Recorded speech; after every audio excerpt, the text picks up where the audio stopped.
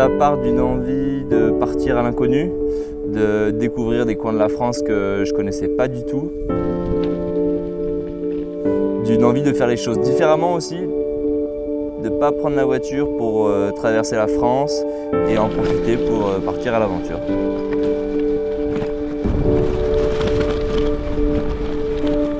Bonjour à tous, je m'appelle Samuel, vous êtes sur ce qu'on peut appeler ma chaîne YouTube, c'est un peu bizarre de dire ça.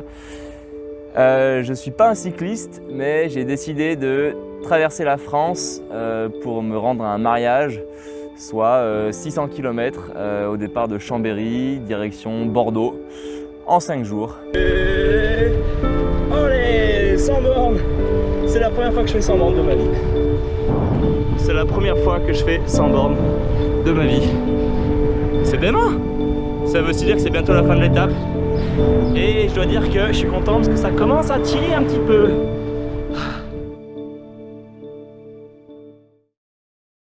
Et bien ma foi, ça y est, c'est parti. Premier kilomètre. Départ de Chambéry. Là je m'enfonce tranquillement dans le massif de la Chartreuse. Passer un petit col pour redescendre sur la plaine de Voiron, etc. Hier soir je me suis posé pas mal de questions. On se demande si c'est une bonne idée, on a des doutes. J'ai refait mon sac, mon pactage 14 fois. Et puis ce matin je me suis levé. Et quand j'ai mis les sacoches sur le vélo, ça y est, c'était parti quoi. La petite excitation elle était là. Quand je dis que je suis pas un cycliste, c'est que en fait c'est pas mon sport de prédilection quoi. Par exemple, j'avais jamais fait plus de 100 bornes, j'ai pas du tout la dégaine d'un cycliste.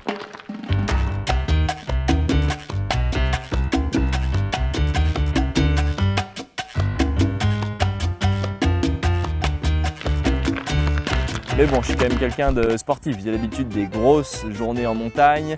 Je pratique un peu tous les sports de montagne, la rando, le ski de rando, le trail, etc., etc. Donc sur le plan physique, ça me faisait pas trop peur, même si j'en ai un peu plus chié que prévu. Les amis, j'ai enfin rejoint le Rhône après 120 bornes. Le Rhône que je m'apprête à traverser. Ouch. Je dois dire que je suis un peu fumé. Et là, il faut que je monte ces marches. Oh la flemme. Oh la flemme. Je suis arrivé complètement fracassé. À ce moment-là, vraiment, je doute un peu. À la base, c'est pas censé être un défi physique. Et là, je me demande si je vais y arriver en fait, quoi. Si je vais réussir à enchaîner toutes ces journées, à bien récupérer. Ah, je suis vraiment éclaté. C'est trop bien.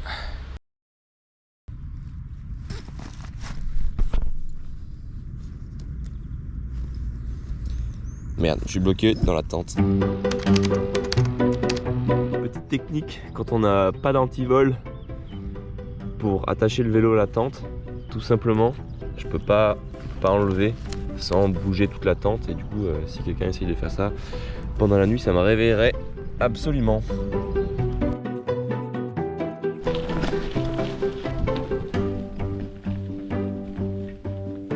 Trop beau ici. Je viens de me rendre compte que j'allais suivre une piste cyclable qui s'appelle la Via Fluvia sur près de 80 km.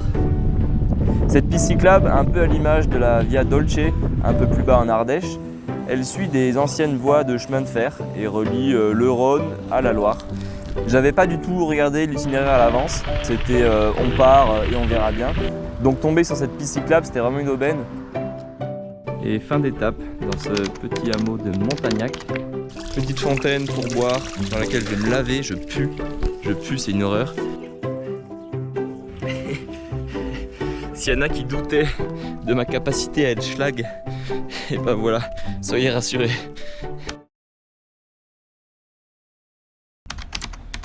Eh bien, troisième jour, voilà où j'ai passé la nuit. Pas mal le petit spot du bivouac aussi. Et la poulette! Fais la course. À la base, je vous avoue, je voulais pas prendre de tente. Je voulais faire que en dormant chez l'habitant. J'ai déjà fait un voyage, c'était il y a 2 ans, une petite traversée des Alpes à ski. On avait dormi beaucoup chez l'habitant. Mais bon, c'était dans les Alpes, du coup on connaissait bien. J'étais pas tout seul, on était 2 avec un ami. Donc là, je me suis rendu compte que tout seul, c'est compliqué de faire ce genre de demande qui est quand même un peu original. Et surtout, on n'avait pas le choix. Là, c'était en plein hiver, on n'avait pas de tente, on avait juste des petits duvets. On n'avait pas le choix que de demander chez l'habitant, on ne pouvait pas dormir dehors, c'était impossible. À la différence de ce voyage-là à vélo où en fait j'avais ma tente et tout ce qu'il faut pour camper, j'étais autonome. Ça fait plaisir. Du coup, tu prends la facilité un peu automatiquement. Et je pense que si j'avais pas pris de tente, ni de duvet ou ni de matelas, là j'aurais trouvé des gens chez qui dormir, ou du moins j'aurais osé demander, toquer chez des gens pour demander l'hébergement chez l'habitant, quoi. Ce troisième jour, c'était vraiment magnifique, des paysages de dingue du Massif central avec une vue hyper dégagée sur l'horizon, des grands plateaux tout plats et l'ascension du Puy-Marie en prime, pas facile après 100 bornes, mais vraiment incroyable.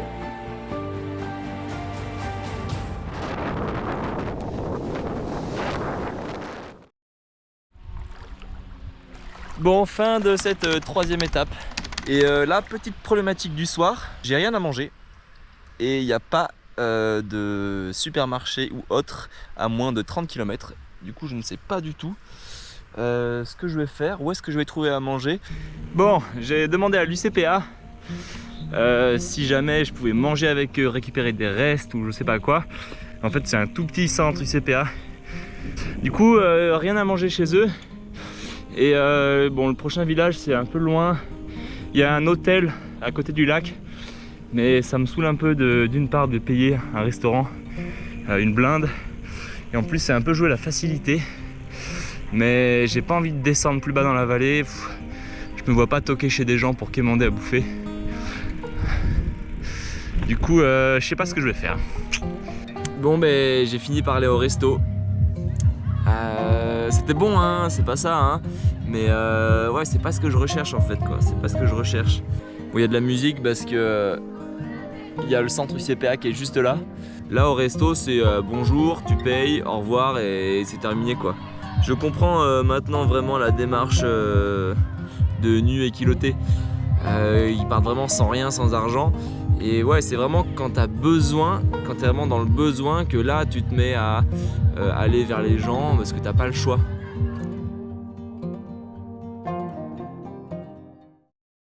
Jour 4, fin du Massif central et retour vers la plaine. Encore une fois, changement complet de paysage et d'ambiance avec des beaux villages. Petite pause sur le parking du Lidl de Souillac. Et ouais, je vous montre que les coins beaux là depuis quelques jours. Il faut quand même que je vous montre la vérité. Journée difficile, j'étais pas très en forme, j'avais mal aux jambes, il faisait très chaud. Après les 30 premiers kilomètres, je me suis vraiment demandé comment j'allais en faire encore 100 dans la journée. Ouais, c'était une journée compliquée. Eh bien les amis, je m'arrête du coup dans ce petit village d'Ayac. Quelle étape, franchement. Heureusement que c'était plutôt plat et descendant parce que j'aurais clairement pas fait 2500 mètres de dénive comme hier. Et puis c'était déjà la dernière soirée, le dernier bivouac. Et le lendemain, la dernière journée de ce trip. Ma tante qui était déjà un peu toute déglinguée, un peu vieille, vient de me lâcher définitivement. Ça y est. Le matin c'était quand même bien dur, vraiment j'en ai chié. Mais après c'est devenu un peu tout plat et puis c'était l'arrivée quoi, enfin après 630 km et 5 jours de voyage. Ouais voyage, je crois qu'il n'y a pas d'autre mot hein. Je commence à arriver dans le décor de ma destination. Toutes les vignes qui font le célèbre vin, le Bordeaux. Il reste plus que 20 km. 20 km. Je suis dans les 5 derniers kilomètres. Je vais faire le petit débrief de la journée. Comme je pensais ce matin, c'est une étape qui était encore pas facile. Surtout mentalement parce que tu commences à voir l'arrivée. Physiquement, il y a tout qui se relâche. Tu te rends compte que tu as mal partout, que j'ai super mal aux fesses, que mes jambes elles me font mal. Tu commences à compter dans l'autre sens. Plus que 60 bornes, plus que 50, plus que 40. Je repense au premier jour où je suis arrivé complètement fracassé. J'avais limite des crampes. Je me demandais comment j'allais faire les 5 jours.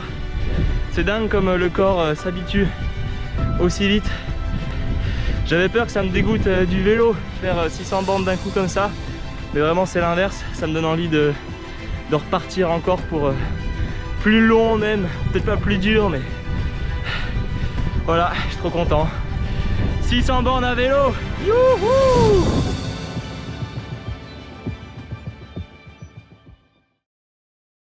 puis voilà, je suis bien arrivé. Là, on est quelques jours après le voyage.